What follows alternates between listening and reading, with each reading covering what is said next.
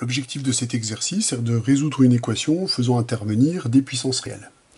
Alors, on peut déjà rappeler que a à la puissance x est un nombre qui est défini par la relation exponentielle x ln de a, qui est donc valable lorsque a est un nombre réel quelconque, et lorsque x est un nombre qui, lui, est strictement positif. Donc avant de rentrer dans le vif du sujet, on va déjà regarder à quelles conditions les membres qui sont dans le membre de droite et le membre de gauche de cette équation sont définis. Donc en prenant en compte la définition d'une puissance réelle, on voit que racine de x à la puissance x, c'est en fait exponentielle de x ln de racine de x.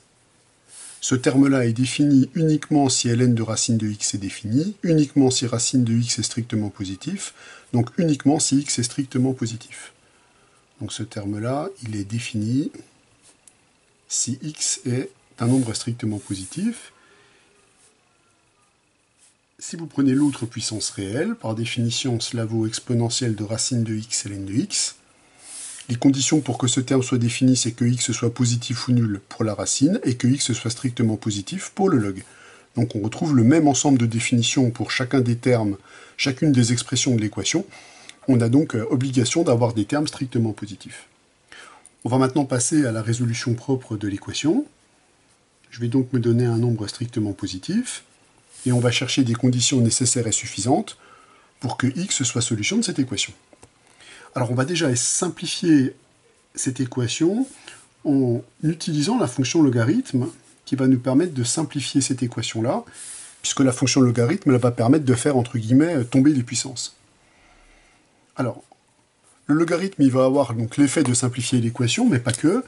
On sait que les deux termes qui sont ici sont strictement positifs, ce sont des exponentielles réelles, et on sait que la fonction ln est une fonction injective. On sait que l'injectivité, appliquer une fonction injective à une égalité, va nous permettre de conserver l'égalité, c'est-à-dire de récupérer une équation équivalente. On va donc récupérer x ln de racine de x va être égal à racine de x ln de x. On peut encore simplifier cette équation en utilisant les propriétés du logarithme.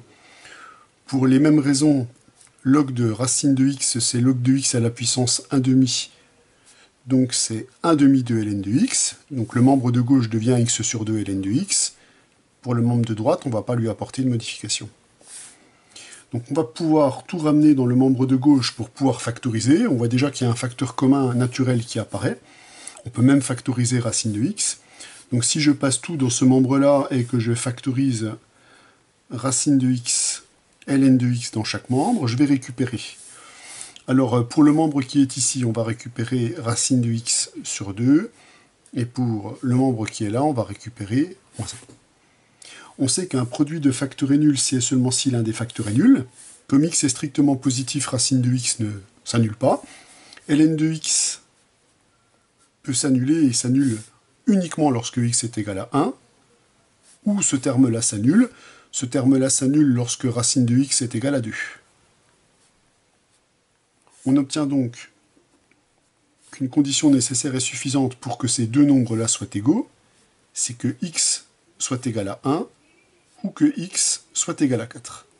Donc on vient de démontrer que si x est un nombre positif vérifiant cette égalité, soit il est égal à 1, soit il est égal à 4, et on a la réciproque puisqu'on a montré que toutes ces équations sont équivalentes. On peut donc conclure que l'ensemble des solutions de cette équation, c'est l'ensemble formé du nombre réel 1 et du nombre réel 4.